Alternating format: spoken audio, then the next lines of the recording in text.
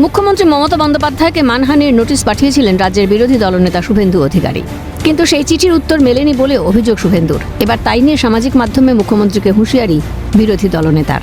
শুভেন্দু সামাজিক মাধ্যমে লেখেন, আমি যে মানহানির আইনি নোটিশ পাঠিয়েছিলাম তার জবাব দেওয়ার জন্য নির্ধারিত সময়সীমা ইতিমধ্যেই শেষ হয়ে গিয়েছে। সেই সময়ের মধ্যে তিনি কোনো উত্তর দিতে ব্যর্থ হয়েছেন, যা থেকেই স্পষ্ট তিনি চরম অস্বস্তি ও দিশেহারা অবস্থায় রয়েছেন। পাশাপাশি শুভেন্দু লেখেন, নিজের আচরণের মাধ্যমেই মুখ্যমন্ত্রী প্রমাণ করেছেন যে তথাকথিত কয়লা কেলেঙ্কারিতে আমার জড়িত থাকার যে অভিযোগ তিনি তুলেছিলেন তা সম্পূর্ণই তাঁর কল্পনাপ্রসূত ও বিকৃত মানসিকতার ফল। এর প্রেক্ষিতে আইনি পদক্ষেপেরও হুঁশিয়ারি দিয়েছেন শুভেন্দু। সোশ্যাল পোস্টে লিখেছেন, আইনি পরিণতি ভোগ করার জন্য প্রস্তুত থাকুন, আদালতেই এর নিষ্পত্তি হবে। বুধবার সিএনকে দেওয়া সাক্ষাৎকারেও রাজ্যের বিরোধী দলনেতা জানান, আইনি পথেই লড়াই হবে। আমি নোটিশ দিয়ে দিয়েছি, আমি শুক্রবার দিন 3 দিন পেরিয়ে গেছে, উনি কিছু করেননি, ক্ষমাও চাননি, প্রমাণও দিতে পারেননি। ছাড়বো না, এটা অনেক দুর্যোগ। আগামী দিনে কিনে না, আমি এটা পার্সোনালি নিয়েছি, এটা আমার ব্যক্তিগত। ওনাকে আমি একদম কোর্টের সর্বোচ্চ জায়গায় নিয়ে যাবো। উনি কি ভেবেছেন, যাকে যা কিছু বলবেন না। প্রসঙ্গত গত সপ্তাহে হাজরার সভা থেকে দাঁড়িয়ে কয়লা পাচার কাণ্ড নিয়ে শুভেন্দু অধিকারীকে নিশানা করেন মুখ্যমন্ত্রী।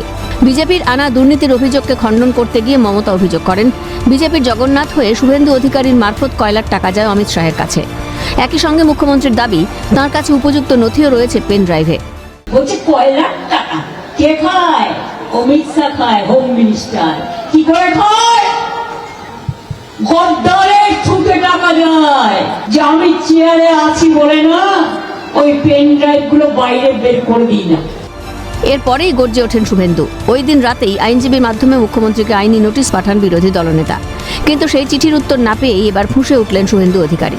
এই পরিস্থিতিতে মুখ খুলেছে তৃণমূল। শাসক শিবিরের দাবি, বিচার ব্যবস্থার প্রতি আস্থা রয়েছে। করে ফেলেছেন আদালত, কিন্তু তা নয়। আমরা আদালতের উপর ভরসা রাখি, বিশ্বাস রাখি। ভারতবর্ষের জুডিশিয়াল যে সিস্টেম আছে তার উপর বিশ্বাস রাখি। বিচারপতি, মাননীয় বিচারপতিরা যে যেখানে বিচার ব্যবস্থার সঙ্গে যুক্ত আছেন তাদের উপর বিশ্বাস রাখি। ভারতবর্ষের সংবিধানকে মানি, মান্যতা দিই। এটাই দেখিয়ে দেয় যে বাংলা কিভাবে, বাংলার সরকার এবং বাংলার মানুষ কিভাবে আলাদা। সব মিলিয়ে মানহানি ইস্যুর জল এখন কোন দিকে মোড় নেয় সেটাই দেখার। ক্যামেরায় গোপাল সেনের সঙ্গে রাজা সাহা ও বিদেশ বেরার রিপোর্ট, ক্যালকাটা নিউজ।